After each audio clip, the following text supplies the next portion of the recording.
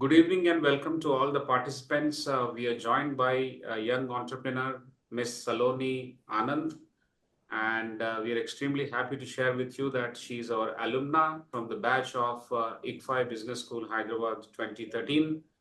We are very happy to welcome her back in some of the most important discussions that ICFAI is involved in currently. Thank you once again, ma'am. This is the way we call everyone, even if he or she is our alumnus. Okay, thank you. Thanks for joining. I will do a brief introduction if you permit me. I'll share my screen and then invite you back to start your presentation. Sure. So these are WiseViews leadership conversations that we hold every Friday, and this is session number 216. We are very happy to have Ms. Saloni Anand here. She is the co-founder of Traya. Fail fast to succeed, applying lean methodology at Traya. That is the theme that Ms. Saloni is going to talk about this evening. So this introduction and the opening talk will last for about 20-25 minutes put together, and then we have full 40 minutes of Q&A that's available for us in two clusters. So here she is. She's a young techie turned marketer who has discovered a unique evidence-based treatment approach for hair loss. She has built a brand that has disrupted the already cluttered hair industry. She has repositioned hair care from a superficial cosmetic space to a deeper health conversation. Through internationally celebrated clinical trials and a 3 science efficacy-led system integrating dermatology, nutrition, and Ayurveda, Traya has served over 1.2 million Indians, helping them regrow their hair and regain their confidence. That is amazing. During her time off the work, she finds joy in trekking and indulging in artisanal activities. That's amazing. In addition, she pursues her passion for spurring the aspirant startup creators who resigned their dreams because they do not belong to heritage educational institutions. This is wonderful to state. Let me state this again. She helped those aspiring startup creators who do not hail from the heritage educational institutions or the Ivy League institutions. That's a very, very important area to support. Thank you very much. I will also introduce my esteemed colleague, Dr. R. Prasad. He is the Senior Director in Academic Wing at ICFAI Group.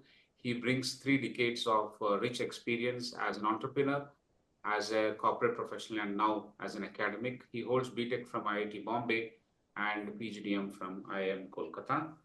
And I'll stop sharing the screen here. All set to hear from you, Ms. Saloni Anand. Thank you once again and welcome to WiseViews Leadership Conversations. Thank you.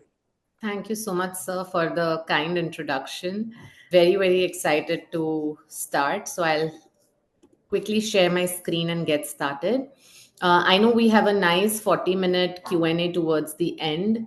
But what I will do is, if there are any questions in middle and you want me to stop, be free to do so, or we can always discuss it towards the end.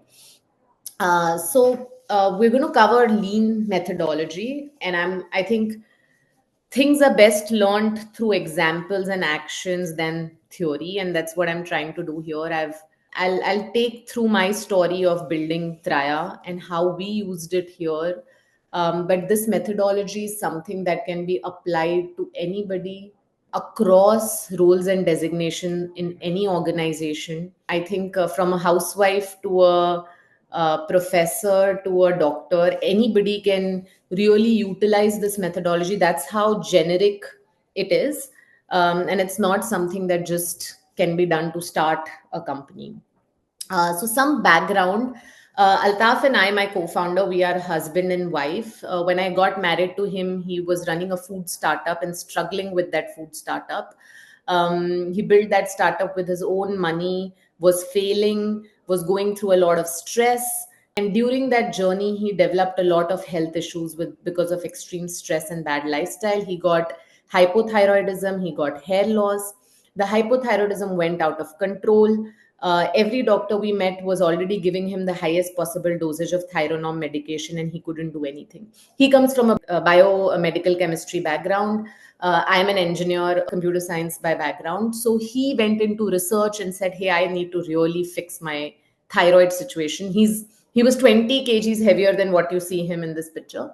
But long story short, he researched, came across multiple things, and bumped into Ayurveda. Before that, we never, as a family, explored Ayurveda. We both come from a family of doctors. My mother is a doctor, and an anti-Ayurveda kind of family. So this was the first time we started exploring this. We also explored food science, which is a very important part of Ayurveda, where you eat a certain kind of vegetables, etc., to control your thyroid.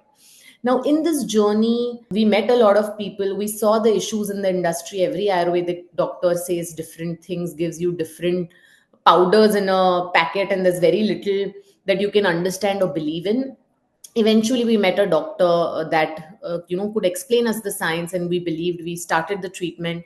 His thyroid started coming under control to a level that his doctor was surprised. He almost reversed it. So his Thyronorm dosage came down to 25, which is borderline. And during those 6-8 months of fixing thyroid, he fixed his hair loss. His hair came back. And we were extremely surprised because we did not expect for hair to regrow.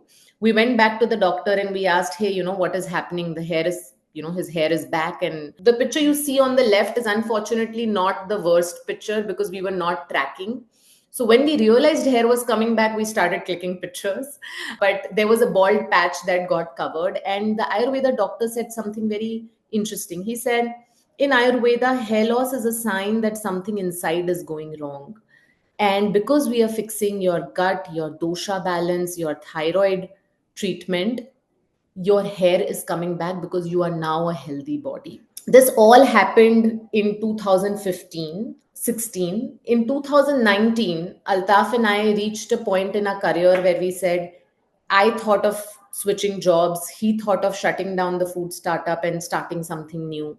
And we both were chatting in January 2019. We chatted in the morning and we said, "Oh my God, there is no single clinic or place in this country where you could walk in as a thyroid patient and you would have an allopathy doctor, a Ayurveda doctor, and a nutritionist sitting on one table and saying that, hey, we will solve your problem.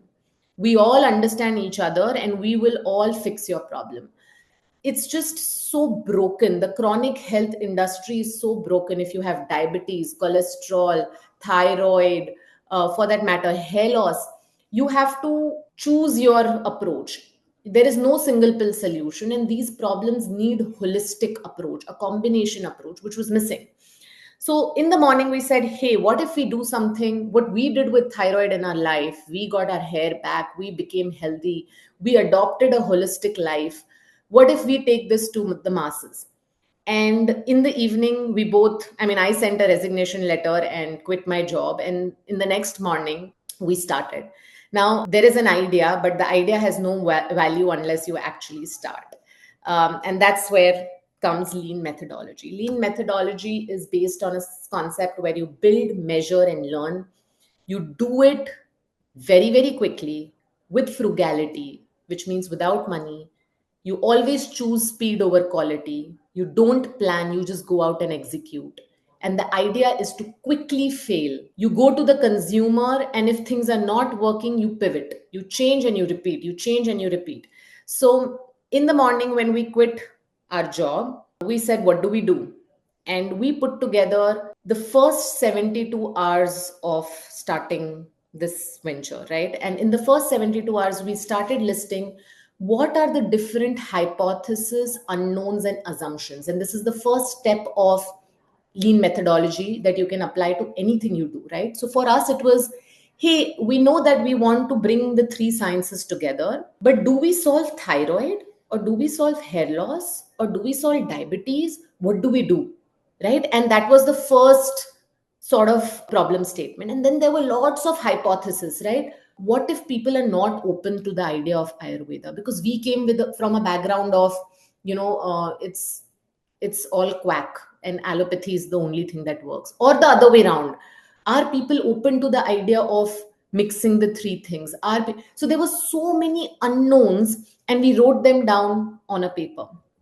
Step two, by half of that day, I remember by 4 p.m. in the afternoon, we already had a survey prepared, and we sent it out to 5,000 people, WhatsApp groups that we were part of, building group, college group, every group, and we started collecting questions. We asked people, do you suffer through any of these diseases? Would you be open to taking Ayurveda? What are your thoughts about Ayurveda? What are your thoughts about allopathy? Would you be open to taking a diet? What if there was a clinic where all three doctors sat on a table? Would you be open to that? And this survey, just in 24 hours, gave us so much information around our unknowns, around our hypothesis, than probably planning something for 3 months, right? And that's the idea of lean startup. Once we got this data, we launched 6 landing page in the next 48 hours. There was one landing page which was for cholesterol, one for thyroid, one for diabetes, one for PCOS, one for hair loss. We put 5,000 rupees budget on each landing page, and we ran Google ads to get traffic on that page. That page had a simple Google form where we asked people questions about their problem. If it was a thyroid form, we asked them, how do you know you have thyroid? Since when you are diagnosed? What are you currently eating? Are you happy with your treatment so far? Would you be happy to, take an alternative treatment like Ayurveda along with your medicine? Are you open to taking diet? All questions that will give us information about thyroid as a space, hair loss, PCOS, diabetes, etc. And we had a clear winner. Okay, and the winner was hair loss. And this all happened in 72 hours. So in 72 hours, from the point that, hey, what if we do something in the chronic health space, to we are starting a hair loss company, this happened just in 72 hours. And that's the power of lean startup methodology. And this did not happen by calling up smart people and asking, sir, I'm planning to start a company, what do I do? No, it happened through consumers and through data, right? So now we had a concrete idea, and of course we were also learning, and it's most likely that when you have an idea, you go and talk to smart people. So we did that. And we reached out to everyone smart we knew in our life, and we heard things like, oh, hair loss cannot be reversed. Altaf was probably just a good case. No one in India has been able to sell a regime with so many things, Ayurveda, this, that, so many products. Why don't you just launch a shampoo company? People are not going to eat Ayurvedic tablets for hair. This is a trust game. No one will trust you online. Oh, there is Dr. Reddy, India's top selling minoxidil, which is in every pharmacy. Why would people come to your treatment? Right? So we heard smart people. And then we went back to the leads that came in from those Google forms, and we started calling them. We said, okay, we need to go back to the consumers. And we asked the same questions to them. We said, have you tried going to a doctor? Have you taken Dr. Reddy's minoxidil? Have you, tried various shampoos? The answer was yes, yes, and yes. And yet nothing has grown my hair. And I am still open to a treatment that can actually grow my hair. So the smart people said, please don't start a company. And the consumer said, I am looking for a solution that can actually grow my hair. So we understood that, hey, as far as we can actually deliver an efficacious treatment, we are ready. And that's probably, if an entrepreneur comes on a session, we have to give gyan. So here is my gyan number 1. Don't go always and ask around, will this work? Is this a good idea? Should I do this? Please listen to your consumer. And no matter what you are doing, which department, what you own, ask yourself, who is my consumer? Are they students? Are they parents of students? Are they employees? Are whatever it is, right? And listen to your data rather than asking people. And we were listening. Like I said, consumer said, I have hair loss. No matter what I try, can you seriously grow my hair back? That's one line we heard in every phone conversation. So we built a thesis with so Altaf, like I said, comes from research background. So he did complete research on formulations, and he built a thesis on what can actually grow hair. And we realized that the 4 important pillars of efficacy: number 1, Hair can grow only if there is a diagnosis. Not every hair loss type is same. Not every body is same. There are different reasons in your body that cause your hair loss to happen. It could be poor digestion, sleep, stress, etc., but it's different and needs a diagnosis. Second, it has to be a doctor backed treatment. It cannot be the fluff shampoo, serum, oil. It has to work on these root causes. Three, there is no magic pill in allopathy or Ayurveda. You need all the three things to come together like it came in our life. And fourth, it takes time. It takes 5 to 6 months for the magic to happen, and hence people will have to do that. So we went back with a better looking landing page, a website, and this comes the third step, build. So lean startup has 3 steps, like I explained, which is this, right? Build, measure, learn. So we were on the build step and we said, hey, now we need to build this. So we got a pool of doctors. Of course, the first Ayurveda doctor that treated Altaf, we got him on board, Dr. Shailendra. We got a dermatologist on board. We created a website. We did not have products. We said that's okay, we'll figure that out later. We created the entire website without products, even with the payment gateway. And we said we will refund the money in 5 hours to people, but we want to see, are people open to purchasing? Do they even pay? Right? And we went live with this website with the 3 doctors. I just want to say that the lean startup Traya was so lean that I remember. So I take care of everything brand and marketing here at Traya, right? So when we decided to go live, Altaf told me, I need a website, a brand name, and a logo by 4 p.m. today. And we closed it by 4 p.m. that day. And I know so many startup people who spend 4 months thinking of what their brand name and logo should be. I also want to say the brand name that we had selected back then was Tattva Health. And later on in life, we realized that Tattva licenses are not available. So we changed the name. And that's an example I want to put here, that it doesn't matter. You will always get opportunities in life to change things. But what matters is speed and execution. So by 4 p.m., we had the logo and the brand name ready, and we went live. Now, for allopathy, we said, hey, there are products available. There's Cipla, minoxidil, there is Abort, Folly Hair. Whatever the doctor prescribes, we will go to the pharmacy and we'll put it in the box. Why do we have to manufacture? Then we went to the Ayurveda doctor and we said, hey, can you give us brand names that we can go to an Ayurveda store and manufacture and put it? And there we hit a bit of roadblock because the formulations the Ayurveda doctor wanted to give didn't exist. He wanted to literally, customize and break down his powders and put it in a puri and give it to our customers, which is very difficult. So this was one thing where, we got stuck, and there is no lean way of suddenly building the formulations. And we had to literally pause this for 3 months, where Altaf went back to the R&D lab, created the formulations.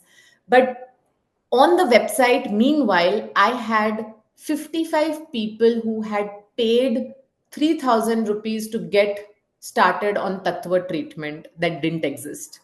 And I called them up and I said, hey, can you give me 3 months? The treatment is still getting ready and we will come back to you. I connected them to the doctors. I made them believe that this is legit, real. And we came back with formulations only for those 55 people in the beginning. We made these boxes. This is the first Tattva box that you see. That's how we designed it on the table and we shipped it. And that is something we do even today at Traya. We don't launch, we just go live. Nothing in Traya is a big launch because that's against the lean methodology. You find the cheapest, fastest way to just go live. You always optimize speed over quality. For the next 6 months, we just spoke to our consumers. We said, and that's the most, gold mine of this experience, because we learned so much about our consumer, who they are, what are their hurdles, why are they not able to continue the treatment, what are the problems they are facing. We understood the issues from Abort's vitamin, from Cipla's minoxidil. We understood so much that we could utilize later to create our own formulations. But 6 months later, we moved to measurement. We said, how many of these people are now seeing results? Because that's the objective of this 55 exercise. And we started getting WhatsApp messages of, hey, I am seeing results. Can you please make my mom buy it? And we were like, oh my God, we don't have your formulations for your mom, because we only manufactured formulations for those 55 people. So we were getting lots of WhatsApp messages where people wanted to refer their friends and family to start this treatment. And this is the first sign of product market fit. There is no business model yet. We have no clarity how we will scale, but we have a good problem, a good solution, and a paying customer. And by this time, we've reached December 2019. So all of this happened in half a year. And these are pictures of some of these people who were in the 55 people cohort. That's Sashwat. And by the way, he's from Hyderabad. He's an engineer. He lives in Gachipoli. And he'll be absolutely okay that I'm sharing his information, because he's our first. He's still there on my phone. That's Rahul. That's Paul. So these are our customers. And this is how the company started. And this is an example of how, with very little personal money, with frugality, with speed, we could achieve something that some brands take about 5 to 10 years to reach because of lean methodology. I'm going to take another example of a very different thing. Okay. And I've picked my content and marketing team. Now, my content team has the task of creating advertisements for Traya. Okay. Now, how do we apply lean methodology to this department is the second example that I'm going to take. Okay. The process of ad creation starts with a consumer insight that, hey, I'll take an example of insight, right? Hair loss is most likely genetic. And most people think nothing can be done about genetic hair loss. Once you lose it, you lose it. No treatment can actually get you back, that hair back. And this is the biggest consumer insight we have. It's disbelief. How do we create an ad to deliver this, right? So we got this insight in the morning through a phone conversation where a customer said this, ki nahi, nahi, main nahi manta. I don't believe that you can grow your hair because my hair loss is genetic. By evening, we took the phone out and we shot an ad where a guy comes and says, hey, my hair loss is genetic. My grandfather had it, I had it, but I fixed it with Traya, and it was a real Traya customer. And we made that video live. In 4 days, we saw that that video performed better than other videos. So we said, okay, if such a low quality phone shot video with a customer is doing so well just because it says the word genetic, now we will shoot the same video without the word genetic. We saw that the same guy, the same video, without just calling out the fact that, hey, my grandfather had it, my father had it, calling out the word genetics, just saying, I had hair loss and I fixed it with Traya. The ad did not do well, right? So experimentation is core to lean startup methodology. At one point at Traya, and this was March 2022, we had 80 ads, 80 videos testing everything about content, to an extent that if Traya word in the ad is said on the second, 10th second, or 50th second, what performs better? If the ad duration is 10 seconds, 30 second, or 50 second, or what does better? If the customer is young versus old, what does better? Etc., etc. It was a list of things that we were experimenting. And even content and marketing at Traya is very, very experiment led, and so is every department, right? And then when we had enough experiments, we went ahead and got a celebrity. And this was that year Meta's best performing ad. And Meta called us up and said, we've never seen a ROAS of a celebrity ad doing so well. And the reason this ad did well is not because we were the most creative people. It's not because we were genius. It's because there was a lean startup process of experimenting and building and learning through experiments. And then we went to more and more celebrities, and we were able to really have a very high success rate in whatever we were doing. Another example in content. InShots is a news app, and they reached out to me and say, I want to do a news article on Traya. I need a photograph and one paragraph. And it was a very expensive editorial collaboration. It costed 9 lakhs, which was a very big amount at that point, just for this one screen. Now, before going to them, I got 4 to 5 Instagram accounts where they put startup news and they charge about 3 to 4,000 rupees. In one, I put up Traya products. In other, I put up Sashwat and his before after. In third, I put up Altaf and my picture, founder story. In fourth, I put up both, which is the one you are seeing. I paid 4,000 rupees to all Instagram pages and I said, please put this as your news. They put the post. I saw the engagement and the views that that content did compared to the follower base of that page. And clearly, this particular creative was the best performing creative. So I went back to InShots and said, hey, I have the photograph and the paragraph ready that I want to send. And similarly, InShots came back and said, you have a CTR rate which is way better than any other brand collaboration that we have done. And the reason this success came is because there was experimentation and then we scaled up, right? Traya has a community. The first community was a simple WhatsApp group of 50 customers.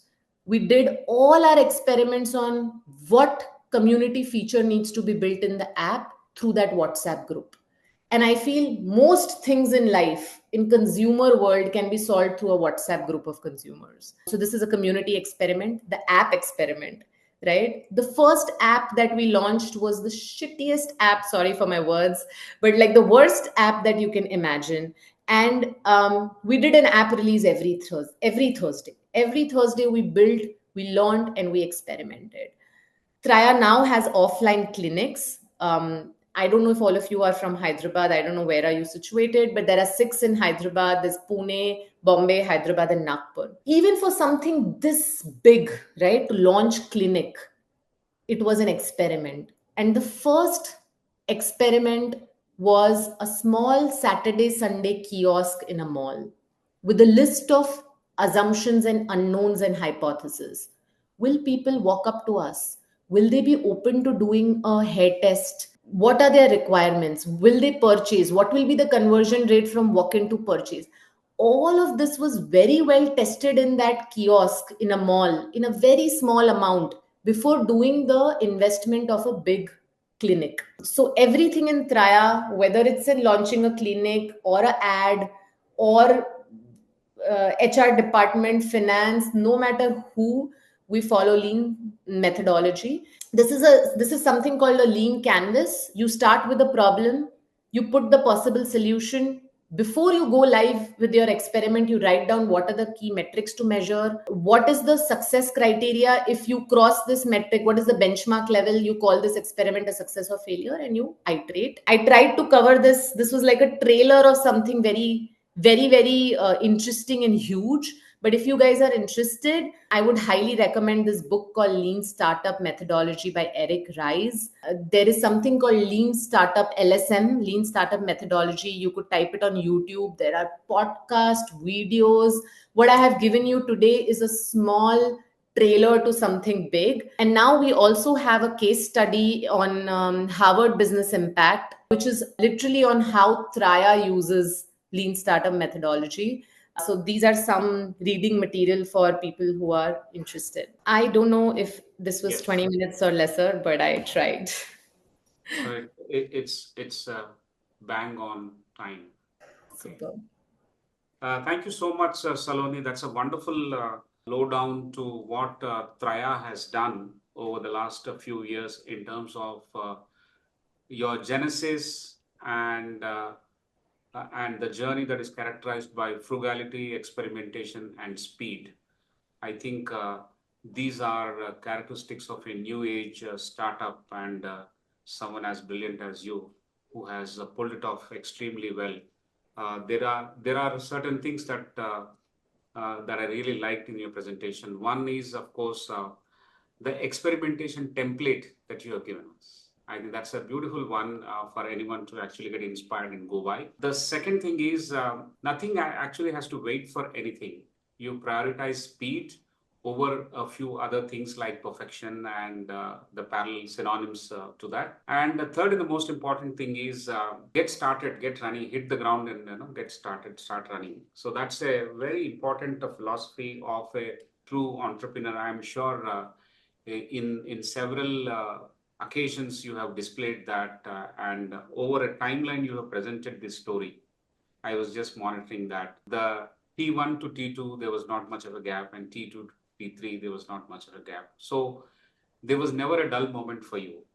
And throughout, I think you stayed with eyes and ears open, ears close to the ground, listening to the consumer, catching that consumer insight, and then again experimenting and going in forward. That is in a way, it's a bold experimentation. When biggies actually hesitate and pause and wait for a lot more clarity to come in, you have actually ventured into it and built a successful firm, successful solution in what you believed is the core solution that you have. Wonderful. I'm very happy and proud of you, Saloni, for this wonderful experimentation called Traya. And before I invite Professor Prasad, I also want to say that I'll walk into the clinic next time. Okay. Super. Yeah. Yeah. So I request Dr. Prasad to come in for the first cluster of Q&A, and I'll come back for the second. In the second cluster, I will open the mic for the audience to ask questions directly. And one moment, I want to appreciate and welcome several distinguished leaders who have joined around the screen this evening to listen to you. Welcome all of you. Thank you so much for joining week after week, every week. And we'll now start with the Q&A. Over to you, Professor Prasad. Thank you very much, Professor Sudhakar. Thank you, Saloni. I think, I was looking forward to a real venture where, experimentation has been tried to such an extent. We have a situation right now where we have lots of startups, we have lots of write-ups about lean, and yet, that sort of a thinking is, not ingrained. It's not there in the DNA. And so my first question is related to that. Why do you think, people around are not using this approach more? I think multiple reasons. One is fear. I think it requires a fearlessness attitude.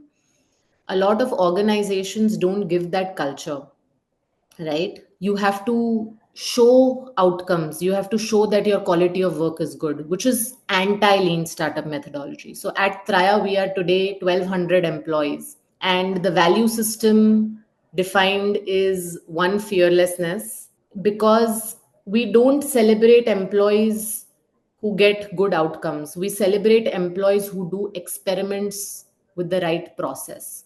The outcome depends on, it's a lot of things, right? It could work, not work, but if you executed it correctly. So I think that culture is missing, and hence a lot of people are not able to do it.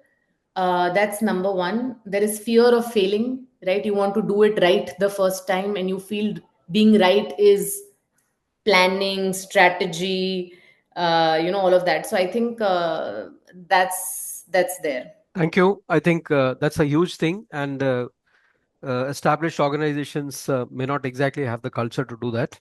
Yeah. And I'm sure there's many more things, but then, we'll need to understand that a bit more. My second question is, related to yourself and your team. See, in experimentation, one of the things is assumptions are destroyed. You may have some unknown assumptions in your mind, and then they all get destroyed in experimentation. I just want to understand your journey there, because you would have, when you started this, you had some ideas, you had some assumptions, right? And you're today at a certain place. So can you highlight some of those things which self-destructed and you changed over? Oh, lots of them, lots of them. To begin with, we thought that this has to be a clinic, right? And when we started our initial research, we realized people are so open on an online treatment. In fact, I would say whenever every experiment that happens at Traya, I have an intuition-led thought process that this will be the result.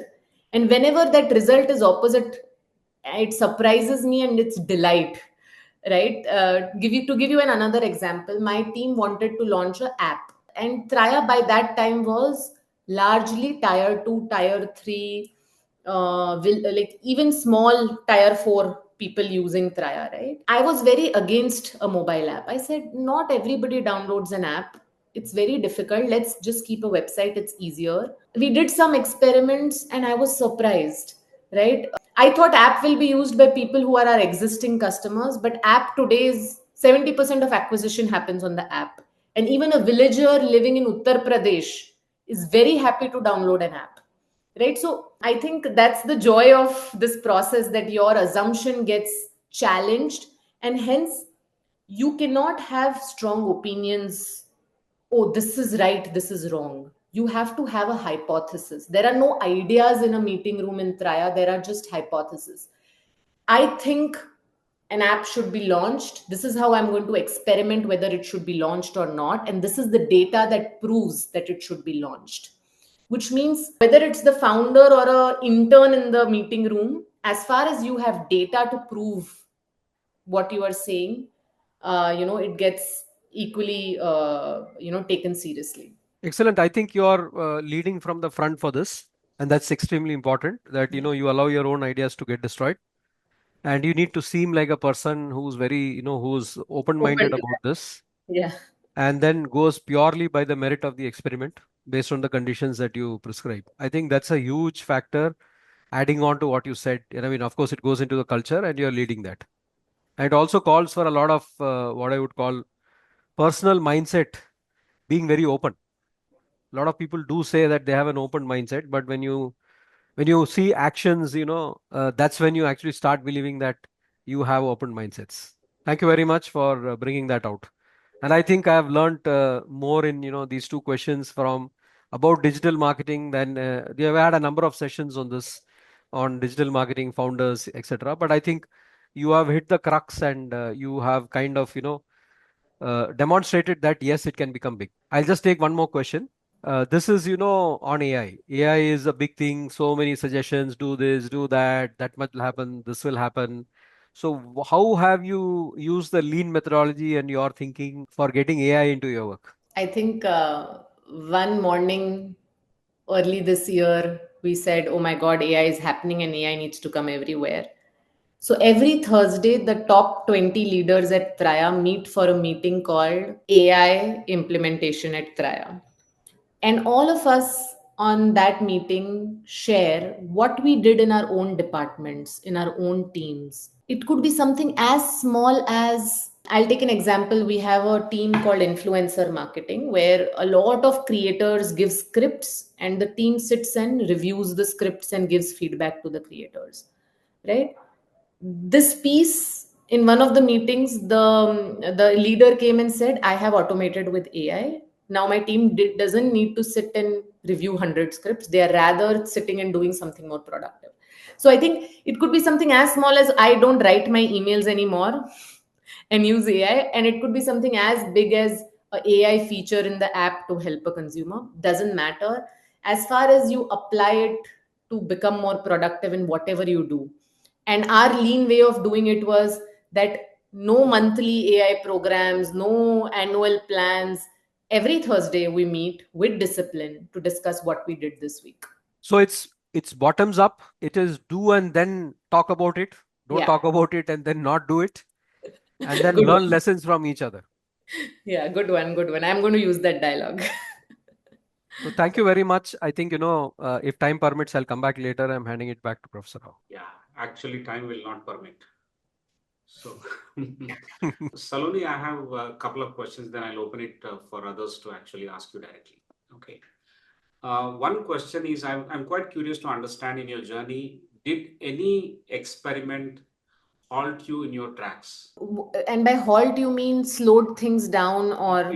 It could be slowed. Number one, it is slowed. Number two, the people who are running the organizations are humans, and therefore they get taken aback when the results of the experimentation are contra intuition. So one of these things which would halt us a little bit and jolt us a little bit.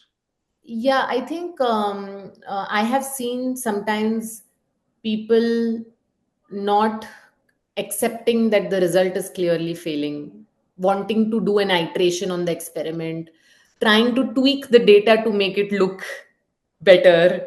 And my job as a leader is to call that out and bring more importance to the process and culture than that particular experiment.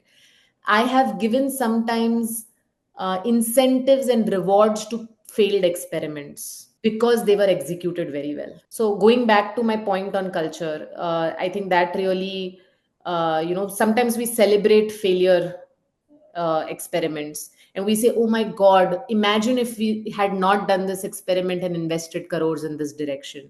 So you saved crores by a failed experiment of couple of lakhs, right? So really calling that out helps. But lots of experiments fail every week, and that's the idea is to learn, iterate till something works. Wonderful. When you experiment, either you succeed or you learn, and then you Yeah, repeat that. So absolutely. it's a beautiful thing. I am suddenly reminded of one cultural characteristic feature in another organization called ISRO. They go through a lot of rehearsals, a lot of experimentation, trials, and all before the actual launch of the satellite. And that's quite detailed in terms of multiple departments coming together and sitting through the telemetry, the signals, and various other people.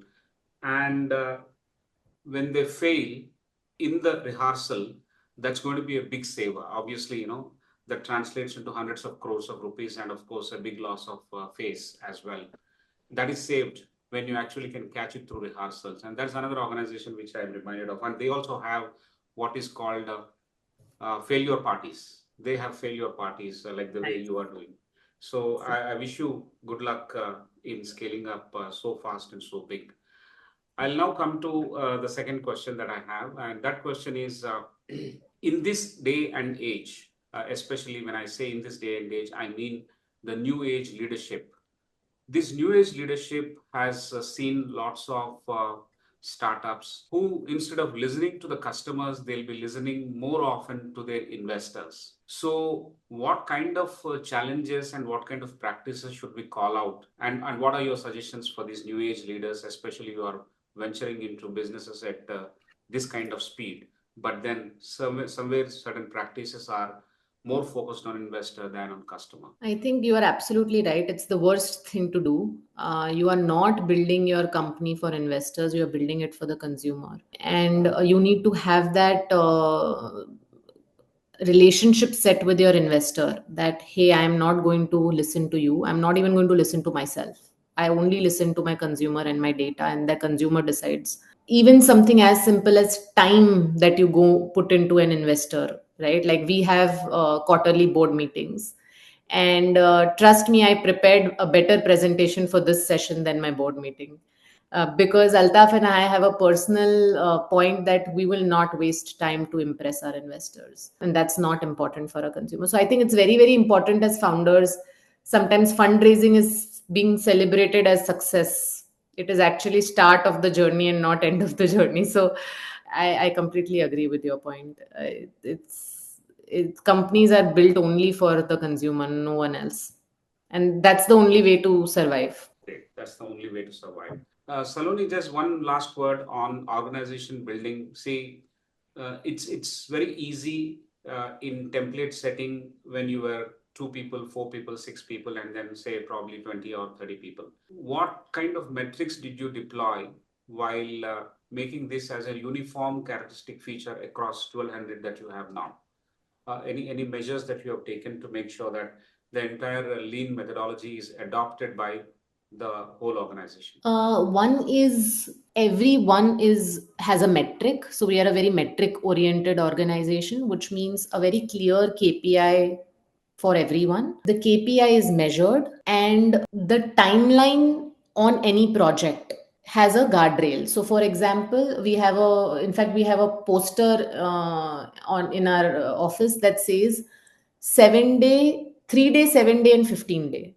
Anything at Traya is executed in 3 day, 7 day, and 15 day. If it's a project that's turning out to be larger than this timeline, something as big as launching a website, launching an app, you don't need to launch the whole app. Can you just launch the homepage, right? In 7 days, 15 days.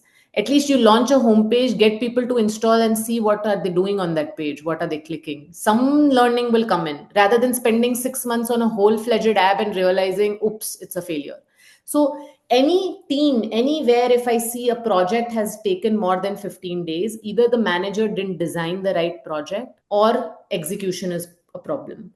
So that timeline on every project and the metric measurement of that role helps us ensuring, but it's not very complicated. And let me put it this way, right? between Altaf and I, there are about 25 people who either directly or indirectly work with us, right?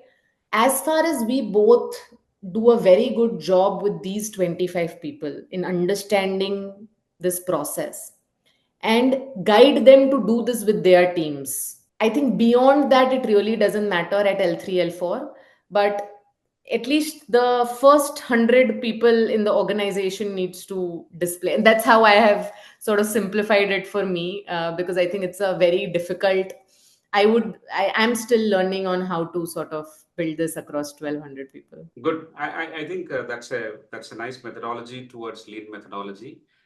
Adopt the first 100 eager viewers, and then they'll spread the word. They'll help permeate the philosophy of lean methodology throughout the organization. And largely, what is followed by the leaders is understood to be the DNA of the organization, and then it gets actually actualized. I'm very happy to listen to all these things. Your next generation of leaders should actually come from one very good business school in Hyderabad. We'll talk about it a little later. We'll talk about it a little later. Now I invite Ms. Ritu Chaudhary to ask a question. Over to you, Ritu. Hi, am I audible, sir? Yes. Thank you, sir, for giving me this opportunity. Actually, sir, my question is regarding the lean methodology. Can I use this methodology for SaaS industry as well? And second question is, how much social media will provide me in this? I mean, is it also very important to look after? Ritu, I have some follow-up questions. I understand the SaaS industry. You can definitely apply lean into everything that you do in SaaS. I want to ask, what do you do for, like, what particularly in SaaS are you referring to? I'm referring to a CRM software, and my target audience is only the educational institutions. Okay, so you sell CRM to educational institutes.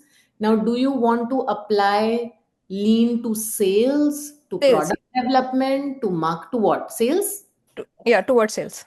Okay. Now, let's say you want to apply lean to sales. You are a salesperson at a CRM software. You will have a certain channel where you build funnels, right? Where you get lead gen. Okay. And you say, and your second question is one related to that. Can I go on social media? Can I send emails? Should I start reaching out on LinkedIn? So you will have multiple things that you want to try. How you apply lean methodology is basically, and I'll take an example. Let's say you buy database of emails and you send out blast email to 10,000 people in India who own educational institutes. I'm just taking an example. Let's say this is the piece. Now, instead of sending 10,000 emails to these people, you will never know what is the right subject line in email. So you will first you'll create a group of 10, 10, 10, 10, and you'll say, I am going to first do a lot of subject line and email testing with 10 people to see what gives me a better reply rate. And once you have an email and subject line that performs best, you go and send it to 10,000 people. And this is a simple task that you could have today कि मुझे email भेजना है, right? Now social media, right? You don't know if a SaaS company should be using social media. And the worst thing is to ask someone like me, right? That's the wrong question. The right thing is go and ask your consumer. So if your consumer is Sudhakar Rao sir, you ask him, are you on Instagram? Are you on Facebook? Are you on LinkedIn? Where are you, sir? Because if you are not on Instagram, then I don't want to do social media. So you should have asked this question to Sudhakar Rao sir, considering if he's your consumer, not to me. Understood. So, what I understood from you today is, and it is very valuable for me, that we need to perform fearlessly and we need to do our experiment without wasting the time. So, I understood this clearly. Absolutely. So if you're planning and building strategy is a word we don't allow in Traya. We don't use that word. Understood. Understood, Saloni, for your insights and for your time. Thank you, Sudhakar, sir. Good. Yeah. Good. Probably that question is what is the lean methodology for conducting market research? So Okay. that would be broad-based question so that everyone else could take it up if you, based on your answer, respective insights into their domain. Let me ask on their behalf, those silent majority, what is lean methodology applied to market research? I think start with your consumer, identify and find the fastest way to talk to your consumers, right? So if I was a sales head at a CRM software for educational institutes, I would walk up to a college, I would go on LinkedIn and DM. I would say, hey, sir, do you have 10 minutes? And in that 10 minutes, I will not try to sell the software to them, not at all. I will ask my relevant questions. What do you use? Where do you go? Which part of networks are you in? Do you consume in LinkedIn or do you consume Instagram? Information collection from your consumer is the first step, right? And which needs couple of hours of sending emails, DMing on Instagram, on LinkedIn, or walking up to a college and meeting people, right? And once you collect this information, you start refining what your sales pitch should be, what your channel should be, where do you pitch, and how do you reach out, and then you sort of do it in a small quantity, learn, and then scale before putting, let's say, lakhs of rupees on some marketing campaign and sending out lakhs and lakhs of emails and not getting any CTR. Excellent. I think that's a very good template to go by. Even that came through in your presentation some time back. With respect to Traya, how did you actually do it? For example, experimenting with respect to the keywords that you use in your content, apart from the meta words that you use as part of your website. I think those are the micro detail level of testing that one needs to go. There needs to be some patience in designing the experiment and the test. And once you do that, you will have quick results, and therefore you don't have to wait any longer. The time need not be taken more with respect to conducting the experiment as much as you take to actually contemplate to perform that experiment itself. Wonderful. If Professor Prasad would like to ask any question, we have some time to do that, and then we'll close exactly at 7:30 p.m. Professor Prasad is going to catch a flight. We'll allow him to not miss it. Yeah. So, see, the question is this. You have talked about lean methodology. Now, what else would you suggest? I mean, you've run a venture, you've talked about experimentation. Lean methodology is understood in a certain way when it is said. You have put it in a very, very practical way. What apart from that is important to get to the success? You talked about your mindset, openness, etc. Is there anything else that you'd like to add apart from the central idea of the lean methodology, which has made your business successful? I think execution ability and prioritizing that, right? To give you an example, in one of the example I told you that we launched 80 video ads in a month for experimentation. Where did those 80 ads come from? And how could I at that point afford 80 video ads? Right? If you meet brands, they reach out to agencies, they get smart people who write creatives, and it's an expensive process to make advertisements, right? So I in Traya now I have a 40 people content team in house. That's a content machine. You give them an idea, a hypothesis in the morning, by night 10 ads will be ready. We have a studio, we have a production, post production, everything in house, which is not very you go to any traditional brand, they will not do this in house. They will be like, we are not content agencies, we'll get an agency. But agency can never deliver the volume and speed that I needed. So I prioritizing building this execution piece in house. Another example, tech. To release a mobile app every Thursday is no joke and can never be done through agencies.